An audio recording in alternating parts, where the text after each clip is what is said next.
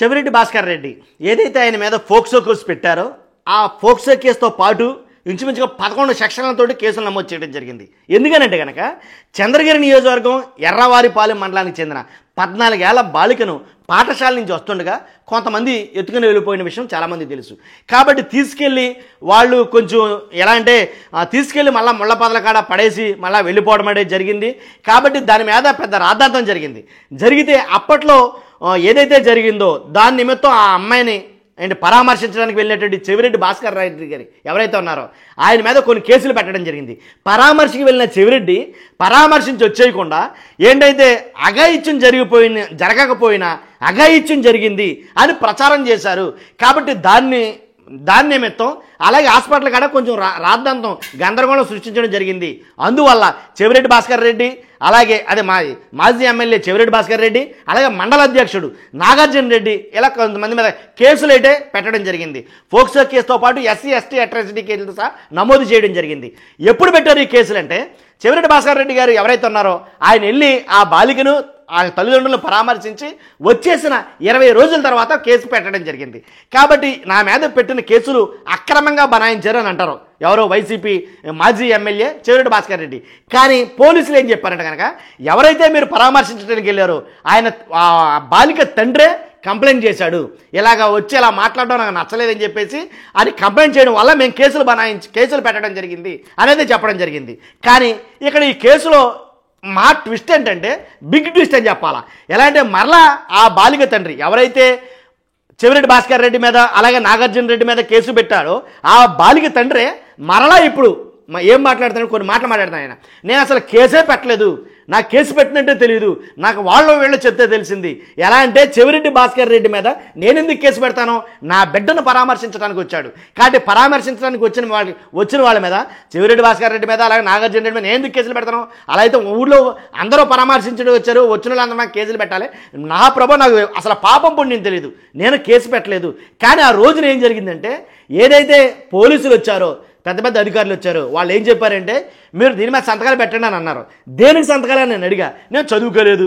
అడిగితే వాళ్ళు చెప్పింది ఏంటంటే ఏ వీడియోలు అవి రాకుండా అలాగే మీ అమ్మాయి గురించి టీవీలో ఇట్లో చెప్పకుండా ఉండటం కోసం మీడియాలో మాట్లాడకుండా ఉండటం కోసం మీరు సంతకాలు పెడితే వాళ్ళు మాట్లాడకుండా ఉంటారో అని అయితే కనుక ఎవరో బాలిక తండ్రి రమణ ఎవరైతే ఉన్నారో ఆయన దగ్గర చెప్పారంట. వాళ్ళు చెప్తే వెంటనే ఈయన సంతకం పెట్టడం జరిగింది. సంతకం పెట్టిన తర్వాత ఈ కేసులు అనేవి నమోదయ్యాయి అని అయితే కనుక కొంతమంది మాట్లాడుతున్నారు. కాబట్టి అసలు ఏం జరిగింది, వాస్తవం ఏంటి, బాలిక తండ్రి ఏం మాట్లాడుతున్నాడు, మళ్ళీని కేసు పెట్టిన తండ్రి మళ్ళీ నేను అసలు కేసే పెట్టలేదని మాట్లాడటం ఒకసారి చూద్దాం.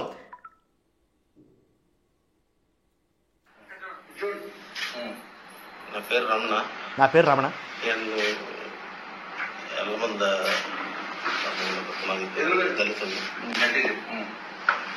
వెళ్తుందంటే పాపకు మాదిరి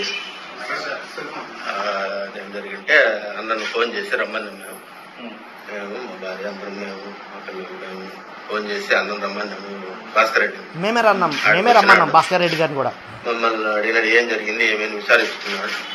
మేము చెప్పిన జరిగిన సంగతి అన్నయ్య మారి జరిగింది, వేరే వాళ్ళు ఎవరో తెలియదు కానీ గుర్తు తెలియని వ్యక్తులు పాపం మేము మారి చేసినారని చెప్పినాము. చెప్తే పాడికి లోపల పోయి చూసినాడు.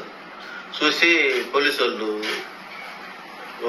పాపను అడుగుతా ఉంటే మీరు లేడీ పోలీసులు ఉంటారు కదా చూస్తారు, మీరు వద్దులే అని చెప్పని వాళ్ళ పోలీసు వాళ్ళకి చెప్పి బయట రమ్మని సార్ అన్న కూడా భాస్కర్ రెడ్డి అన్న కూడా బయటకు వచ్చేసినాడు. బయటకు వచ్చి మళ్ళా మీడియాతో మాట్లాడేటప్పుడు కూడా అన్నాడు రమణ ఈ మాదిరి ఆడపాప విషయం కదా చూసుకొని మాట్లాడంటే కూడా లేదన్నా ఆ పాపకు తగిన దెబ్బలు అవన్నీ చూసి నేను బాధపడి అన్నా లేదు లేదన్నా ఏమి ఇబ్బంది అయినా పర్వాలేదు కానీ వాడికి ఇట్లా చేసిన వాడికి మాత్రం శిక్ష పడాలి అంతగా చెప్పాడంట ఆయన చెవిరెడ్డి భాస్కర్ రెడ్డి గారు.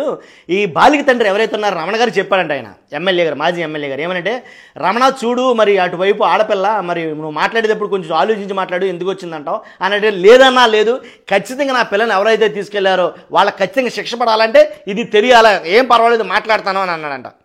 అని నేను అన్నతో కూడా చెప్పినాను.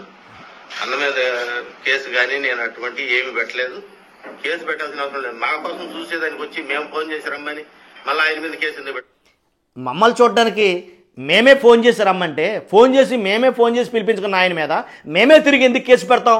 ఆయన మీద మేము కేసు పెట్టలేదు, ఏమీ లేదని మాట్లాడుతున్నాడు ఆయన. పాపం కదా అది మాకు, మేమెందుకు పెడతాము కేసు? ఊర్లో వాళ్ళందరూ మాకు వాళ్ళు చూసేదానికి వచ్చినారు. ఏదో బిడ్డకి ఏదో జరిగిందంటే ఊర్లో వాళ్ళందరూ చూసేదానికి వచ్చినారు.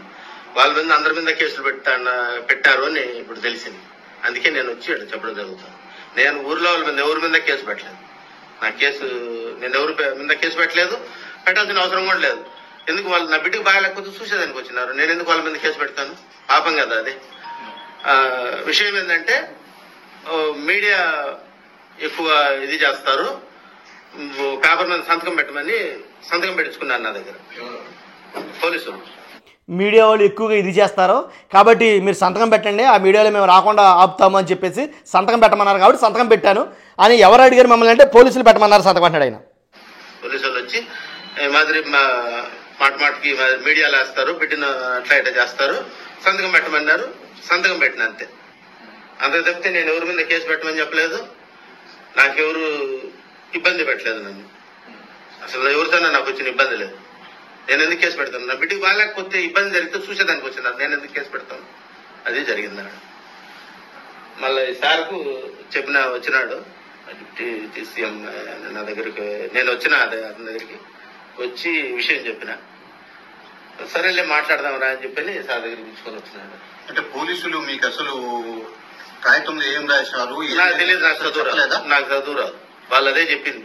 మీడియా మాటకు మీడియాకి వేస్తా అన్నారు, అది ఎయిరు, నువ్వు సంతకం పెట్టు అని చెప్పినారు. సో చివిరెడ్డి భాస్కర్ రెడ్డి గారి మీద కానీ నాగార్జున రెడ్డి మీద నాకు తెలియదు. సో ఇది మీకు తెలియకుండా పెట్టింది తప్పుడు కేసా? తెలియకుండా పెట్టింది. నేను ఎవరి మీద, నేను ఆయన మీద, భాస్కర్ రెడ్డి మీద కానీ నాగార్జున రెడ్డి మీద కానీ ఆయన ఊర్లో ఉండే వాళ్ళందరి మీద కూడా నేను ఎవరి మీద చెప్పలేదు నేను కేసు పెట్టాను. నేను చెప్పలేదు కేసు పెట్టిన. సో ఇప్పుడు ఆ కేసు మీరు వెనక్కి తీసుకుంటారా? అంటే మీరు తెలియకుండా పెట్టారు కదా? తెలియకుండానే పెట్టినారు కదా, మరి నేను ఎందుకు పెడతాను? నేను చెప్పింటే కదా మీరు పెట్టాలి, నేను చెప్పలేదు. జరిగిన వాస్తవం ఉంది, నేనైతే చెప్పాల కేసు పెట్టమని ఎవరికి.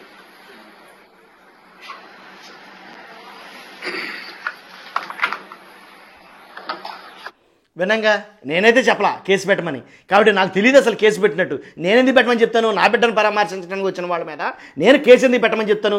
నాకు తెలియదు. మీడియాలో మీ బిడ్డ గురించి ఇలా వస్తుంది కాబట్టి అది ఆగాలంటే ఖచ్చితంగా మీరు దీని మీద సంతకాలు పెట్టాలన్నారు కాబట్టి నేను పెట్టాను. నేను చదువుకోలేదు, వాళ్ళు ఏం రాశారు ఏంటో దాంట్లో అని చెప్పేసి ఆయన చాలా క్రిస్టల్గా చెప్పడం జరిగింది. మరి ఇదే రమణ గారు అంతకుముందు మరి కేసు ఎందుకు పెట్టారనేది అది జనాలకే తెలియాలా. కాబట్టి ఏం జరుగుతుంది అసలు? ఎవరన్నా రమణ ఈ తండ్రిని ఎవరన్నా ఇబ్బంది పెడుతున్నారు ఏంటని అర్థంగా. మొత్తానికి ఈ చెవిరెడ్డి భాస్కర్ రెడ్డి మీద ఏదైతే మాజీ ఎమ్మెల్యే చెవిరెడ్డి భాస్కర్ రెడ్డి గారి మీద పెట్టినటువంటి కేసులు ఏంటంటే కనుక చాలా కేసులు పెట్టడం జరిగింది. అలాగే ఈయన ఒక్కడే మాట్లాడారా అఘాయిత్యం జరగకపోయినా జరిగినట్టంటే కనుక అన్ని ప్రముఖ పత్రికలు మాట్లాడాయి. వాస్తవంగా ఆంధ్రజ్యోతితో సహా అన్ని ప్రముఖ పత్రికలు అఘాయిత్యం జరగకపోయినా జరిగినట్టే రాసేసాయి అవి కూడా.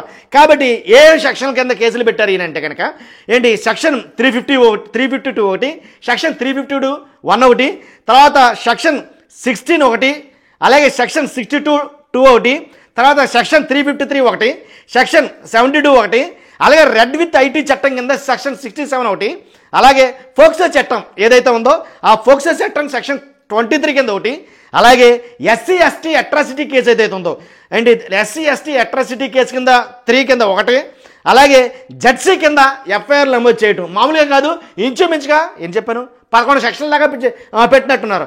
మొత్తం మీద అన్ని సెక్షన్లు బుక్ చేసి చెవిరెడ్డి గారి మీద ఫోక్సో కేసు చట్టం అయితే కనుక పెట్టడం జరిగింది.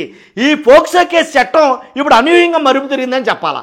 వాస్తవంగా అయితే అసలు నేను నేను పెట్టలేదు బాబు, ఆయన మాట్లాడుతున్నాడు, కానీ ఆయనే ఇచ్చాడు కంప్లైంట్, అందుకే మేము కేసు పెట్టామని పోలీసులు వాళ్ళు చెప్తున్నారు. ఏది నిజం ఏది అబద్ధం? కాబట్టి కేసు పెట్టమంటే పెట్టారా లేదా పెట్టకుండానే పెట్టారా ఏంటనేది ఇప్పుడు తేలబోతుంది. ఏదేమైనా చెవిరెడ్డి భాస్కర్ రెడ్డి కేసులో ఇదో భారీ ట్విస్ట్ అనే చెప్పాలా. చూస్తున్న మీ అభిప్రాయం ఏంటి అసలు ఈ కేసుల మీద? ఖచ్చితంగా మీ అభిప్రాయం తెలియజేయండి మర్చిపోద్దు. 100% జెన్యూన్గా అయితే కనుక మన వీడియోలు ఉంటాయి, దాంట్లో ఎలాంటి డౌట్ లేదు. పక్కాగా అంటే పార్టీలకు అతీతంగా మాత్రం మన వీడియోలు ఉంటాయి. కాబట్టి ఫస్ట్ మీరు వీడియోని లైక్ చేయడం ద్వారా ఎక్కువ మందికి ఇన్ఫర్మేషన్ పాస్ అవుతుంది, నాకు కూడా కొంచెం మోటివేషన్గా ఉంటుంది. అంతేకాదు మన ఛానల్ కొత్తగా చూస్తాను కనుక పక్కాగా సబ్స్క్రైబ్ చేయండి. Thank you very much.